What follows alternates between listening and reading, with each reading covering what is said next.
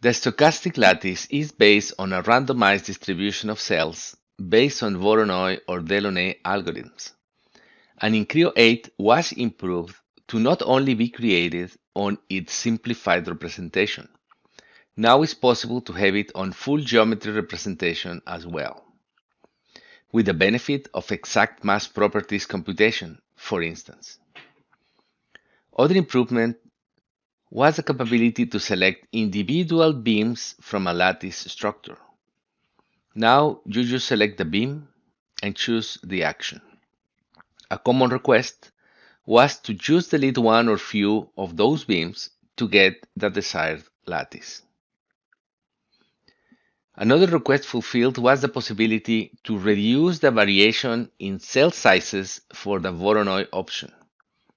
Mathematically represents reducing the standard deviation of cell sizes. When the trabecular shape option is active, the bell curve will be narrower, meaning that all cells are more like each other. It is worth mentioning that the transitions functionality was improved as well to be represented as full geometry, with the benefits mentioned before.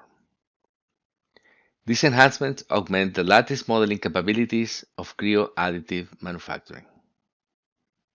Thank you.